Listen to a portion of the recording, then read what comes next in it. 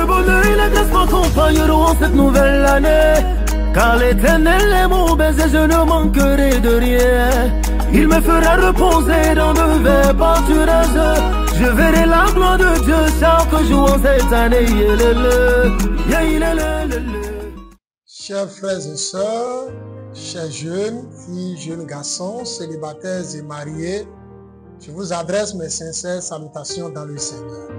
Novice sunu nyɔnu mime koda asu abi asi mime kale kporo tremele dogbenomi. Que l'amour de notre Seigneur soit le partage de chacun. Mwanyi akrono mitonton nini dokporokpo mitonleton.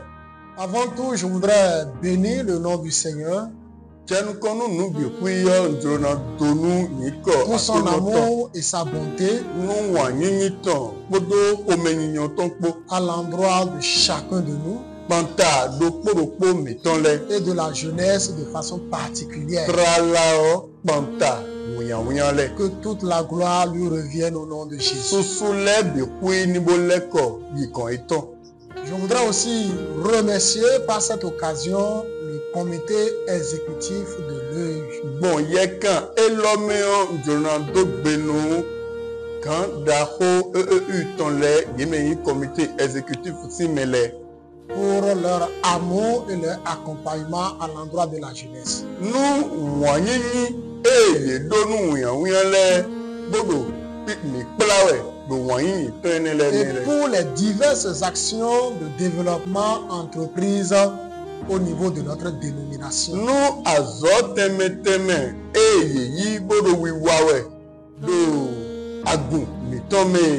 Et un remerciement particulier à l'endroit de notre papa, le président du comité exécutif, le pasteur Bruno Akoval. Tralao bedome meton eyinu papa miton to miton eyinu konto comité exécutif ton papa miton nembokoto Bruno Sourou Akowal. Je remercie aussi le corps pastoral en partant de son bureau. Les deux benou pele me nembokoto leton bon nous comptons et ton dit dodo beni. Il s'agit bien sûr de nos pasteurs, de nos pères, nos bergers. Mais ne le tomi tonle lengbohoto mi tonle qui travaillent jour et nuit pour que la jeunesse de notre dénomination ait un affermissement solide dans le Seigneur. Yedele fomboro kanhoe boda zowawe zambodo kezekpo boni do menjile wiya tonle yemi motembodo azika dagbe do akronome. Je n'oublie pas les différents départements de notre dénomination. Bon,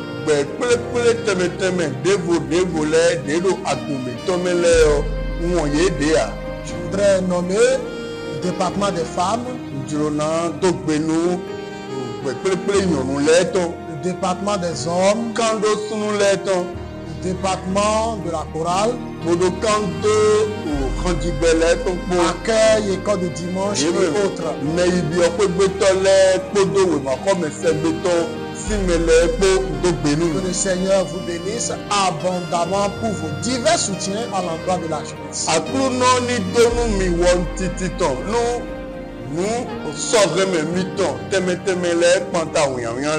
Chers leaders de la jeunesse, nous comptons à divers niveaux, que ce soit au niveau local et au niveau régional. Je voudrais vous dire que le bureau exécutif de la jeunesse nous comptons bureau exécutif a vu vos sacrifices, vos efforts et vos peines dans la collaboration avec le berge pour le développement du département de la jeunesse.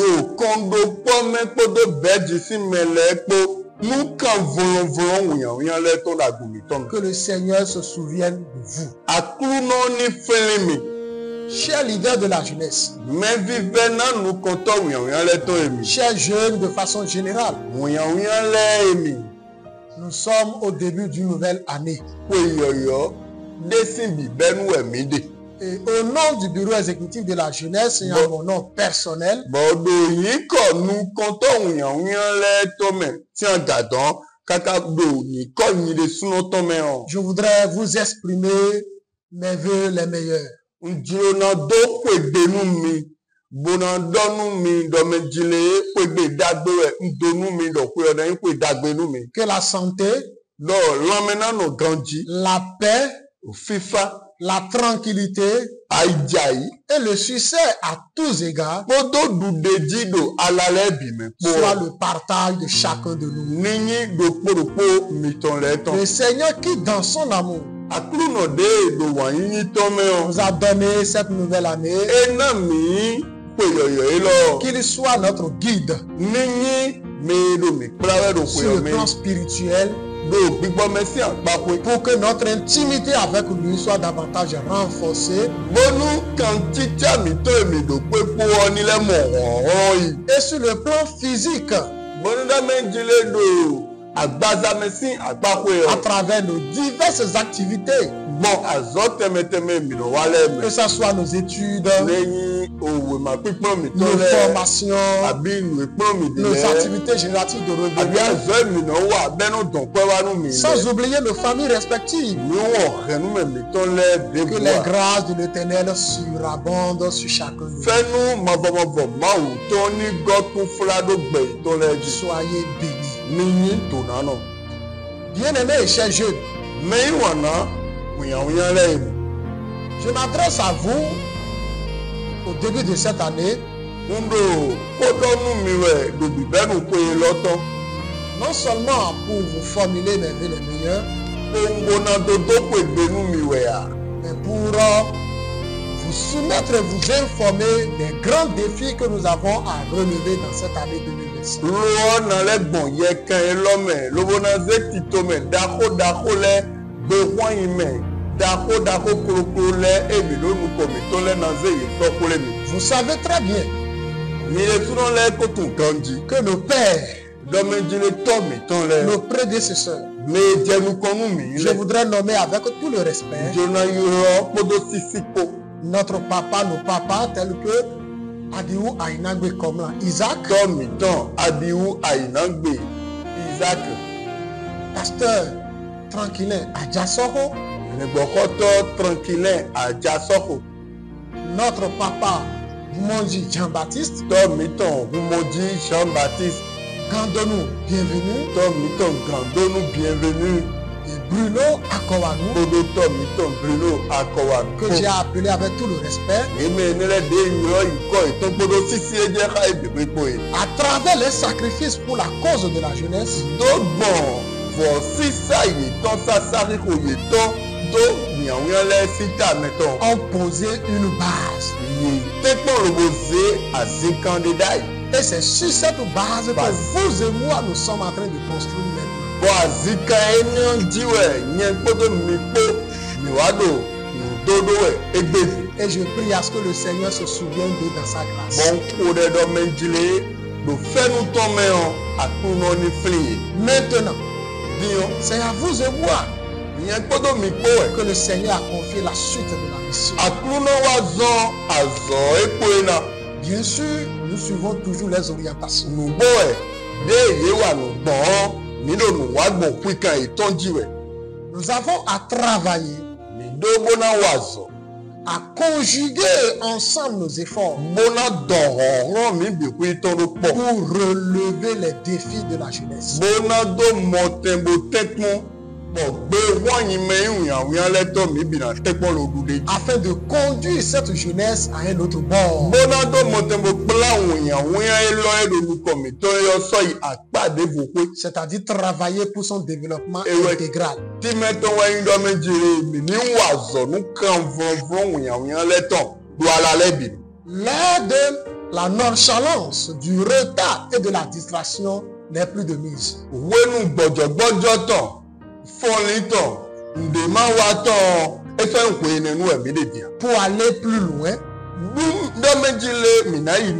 devons rester ensemble.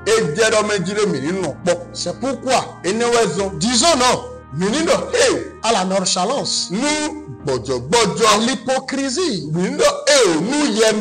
à l'individualisme, aux guerres de leadership et de position.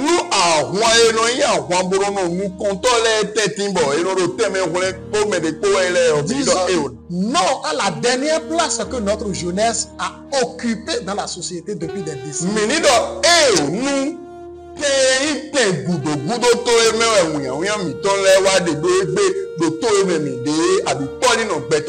Maintenant, nous avons devoir de travailler pour que le jeune de l'œil se sente véritablement en famille.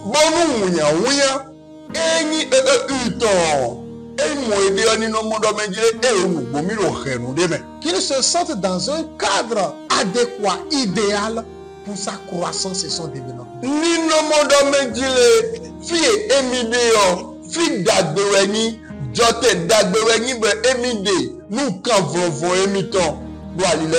Qu'il vive le véritable amour de Christ du Seigneur dans cette famille EEU. Dodo tengbeju enya kunoto ni do jodo meuton lobo no bedeme do renu elo Jésus-Christ. Et qu'il développe une intimité approfondie dans sa marche avec le Seigneur.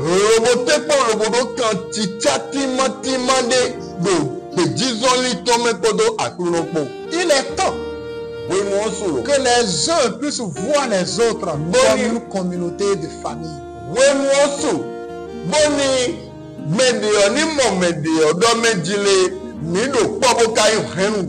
Les autres doivent être prêts à travailler pour relever le genou, pour l'accompagner, pour l'encourager, afin qu'il puisse réussir dignement sa vie. Il faut que le jeune se voit concerné par les réalités de son église.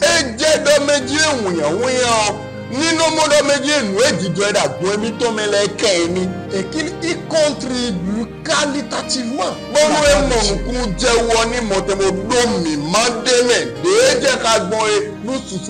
Chers jeunes de l'œil, pour ce qui est du paradis de la jeunesse, pour que cela soit réel, l'actuel bureau exécutif de la jeunesse a travaillé véritablement pour que nous ayons désormais une feuille de route. C'est ce que nous avons appelé le programme stratégique de développement sur l'horizon des 10 prochaines années.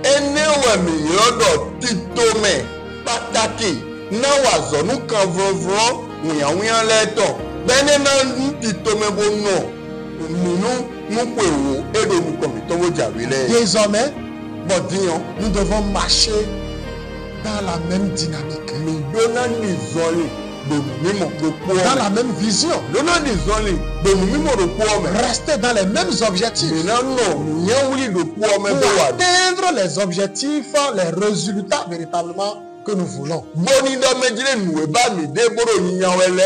Le nord n'est pas séparé du sud, ni l'est de l'ouest. Nous constituons une seule famille.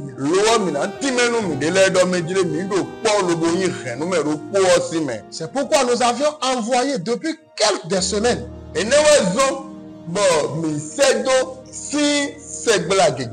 le plan des activités que le bureau exécutif de la jeunesse veut voir dans les différents PTA au niveau local. Et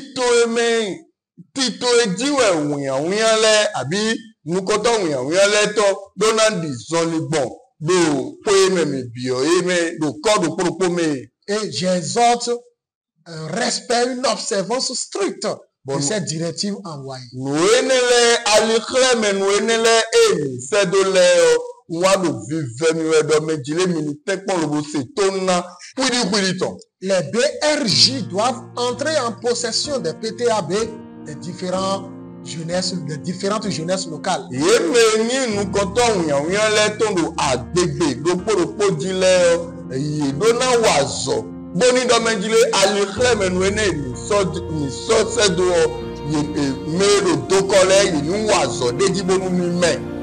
le PSD a prévu plusieurs commissions techniques. PSD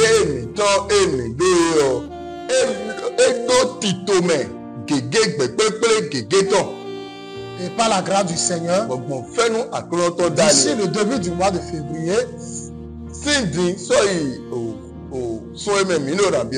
ces différentes commissions techniques seront mises en place pour accompagner et veiller à la réalisation du PSD.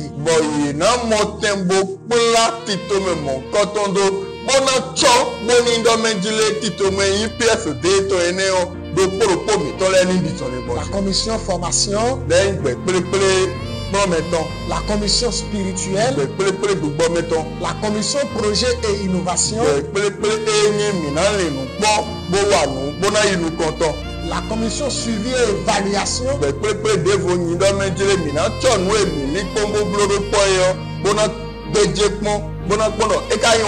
et la commission communication et médias. Et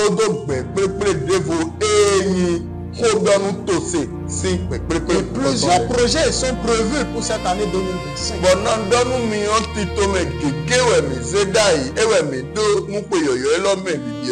Nous voudrions noter juste quelques-uns. Premièrement, nous avons le projet des journées de la jeunesse de l'œil.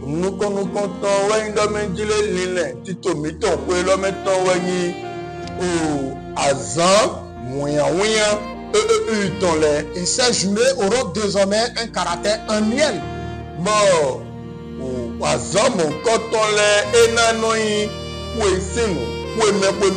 Et il est question d'une célébration au niveau local.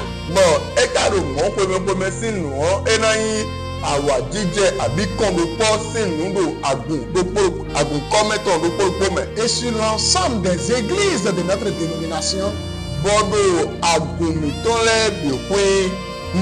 les jeunes seront en célébration.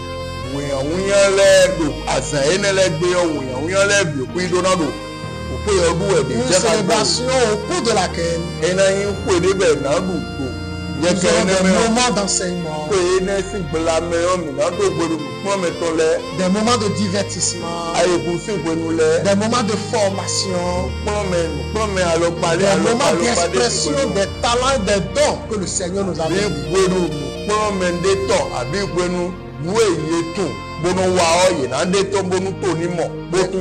Des moments d'évangélisation et d'action communautaire où nous allons opérer des actions pour impacter nos communautés.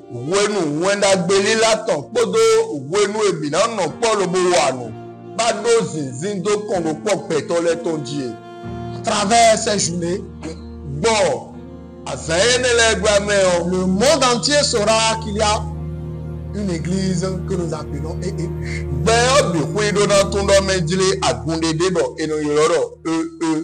Et non seulement cela, il saura que cette église a une jeunesse unie,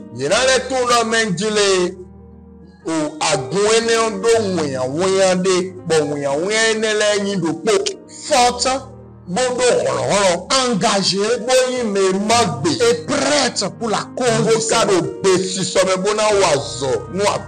C'est pourquoi j'invite toutes les instances de la jeunesse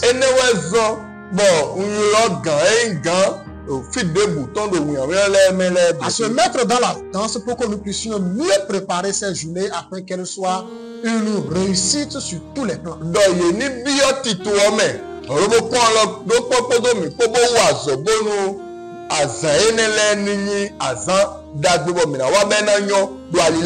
Et ce sont les jeunes qui vont prendre le devant de tout durant cette semaine.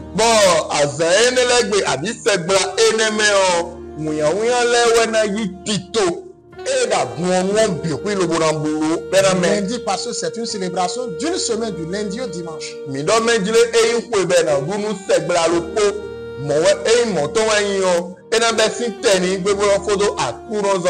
Les différents bureaux ont déjà reçu les courriers qui précisent la démarche et les directives à suivre dans cette occasion.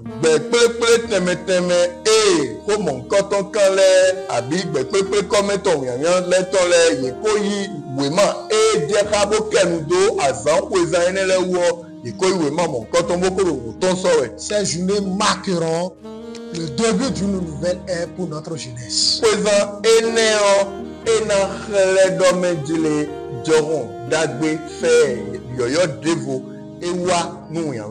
Pour cette année, nous aurons aussi l'organisation des camps départementaux.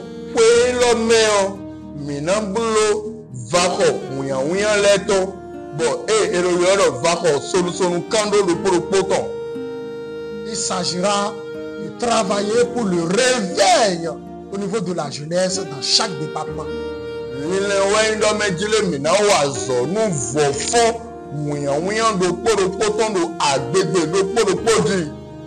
Les orientations pour une organisation réussite sont déjà envoyées au niveau des différents BLG et BRG.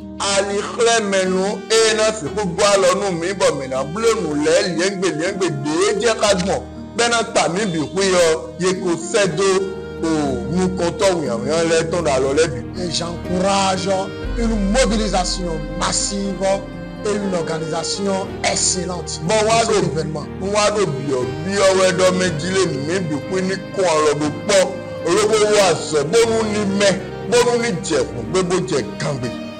Bien-aimés, chers jeunes,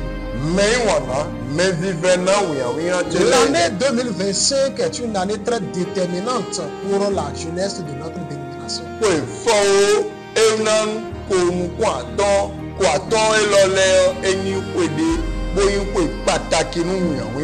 À travers les différents projets. Dans le domaine agro-pastoral,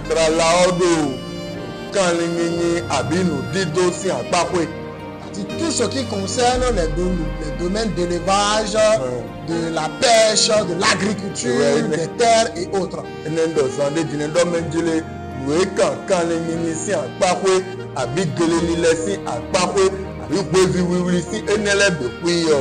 Ne soyez pas étonnés au moment opportun que nous puissions lancer un appel de mobilisation de ressources pour acheter un bus pour le département de la jeunesse.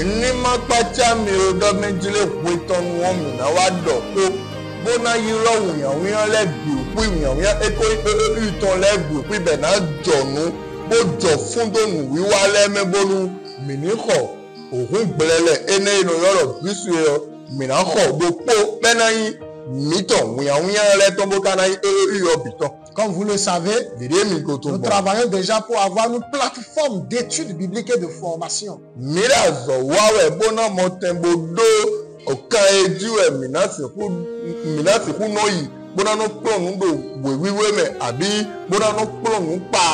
Pour l'affermissement spirituel, la connaissance dans la parole de Dieu et dans le domaine professionnel aussi.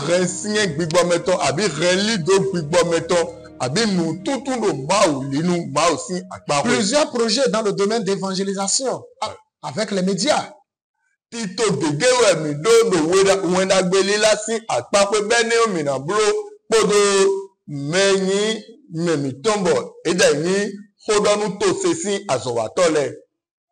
Nous allons utiliser les canaux d'éthique pour pouvoir évangéliser, toucher les âmes, gagner des âmes pour le Seigneur.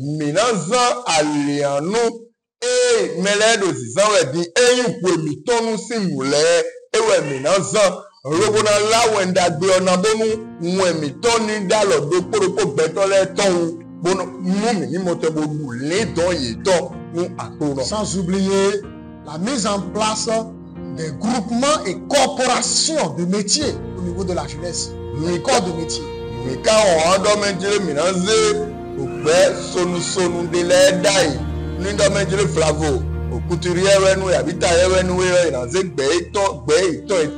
dai bonu do popo mi to le ni do mi mande me. Sans oublier aussi la corporation de nos frères et sœurs de la diaspora afin qu'ils puissent participer même de loin au développement de leur dénomination et qu'ils puissent aussi en profiter. Mi kana le won novi mi to de do totali gbe bo ma do to me ale mi na won ye dele a mi na se gbe pepe e lo mo to nda ibonu do mi wa mi to le bi pi me o ye lo mo ni no mo te pro chofunde. Il y a un projet phare, il y a le dernier que je voudrais souligner. Tito mendede, boyin tito me pataki de, ewe ka ngudogudo to e ko na do nu mi bo foi. C'est en deux compartiments. Eyin tito mendede lo bo mi mado apako ewu. Nous avons plusieurs de nos jeunes qui sont des artistes dans notre dénomination. Mi do wuyan mi to le gege be ye de ni hansino do agun mi to me. Comment faire la promotion de ces jeunes à travers ces talents? Newe mina se ku blogbon lo bona ze wuyan hansino enele daga. Bon ni na ene de akona e ogbali. Nous allons travailler activement à cela.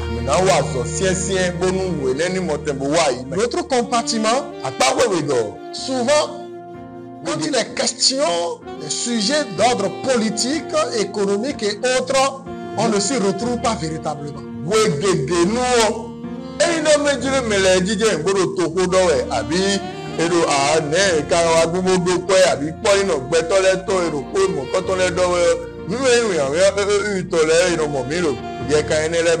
avons fini avec cela. Ce temps est bien évidemment révolu. Nous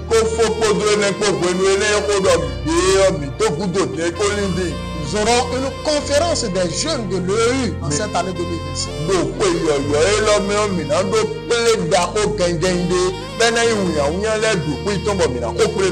Où nos jeunes qui sont positionnés dans la vie politique seront conviés à cela.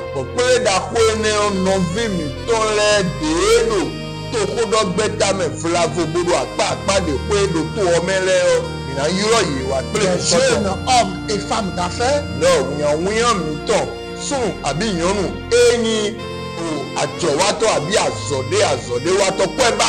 les étudiants aussi. Et les différents cadres de la société et de la jeunesse.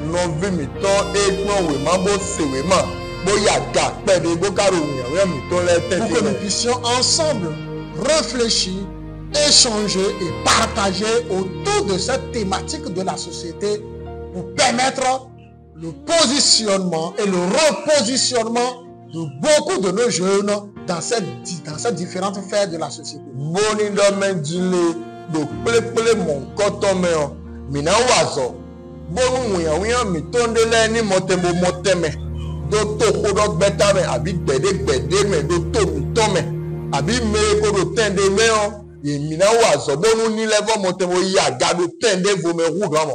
Chers jeunes, chers leaders de la jeunesse, c'est le moment d'évoluer. Et nous devons nous donner la main d'association. Nous avons fini avec le temps des critiques. Avec le temps de la distraction. Le bureau exécutif de la jeunesse a besoin de vous.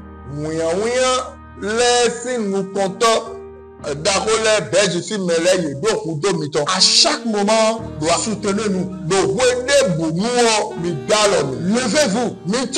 Soyez derrière nous. Pour que nous puissions évoluer et changer les données. Afin que la jeunesse de l'œil soit une jeunesse désirée. Que le département de la jeunesse soit une bénédiction pour l'église, le corps du Christ et la société en général. Nous avons la foi. Nous comptons sur le Seigneur. Nous comptons sur le Père. Et sur chaque jeune de cette dénomination. o agumi tonton le qu'ensemble, dodo pome o nous irons très loin. mina yi nu konbokana yi nu kon Et très très loin même. mina yi nu kon trilito Que les grâces du Seigneur vous accompagnent. fenu akunoto ni pedomi Et que les bénédictions décrites dans Deutéronome 28 bonu dona e oye donu mi do sefilme wema takwato soient votre partage. nukoto meo ninyi do popo mi ton le ton Je suis le pasteur Nyewe. Cyprien Dossu-Yovo, eno yulo mi do le gbokoto Cyprien Dosu Yovo président du bureau exécutif de la jeunesse. nu konto muya le ton SAP, sap solidarité, minano podo wa action, mina yi nu wa progrès. bokara yi nu kon Que cela soit réel en 2026. ene onenyi nuentin berena dalo wedo ko yoyo elome Je vous remercie. do beton mi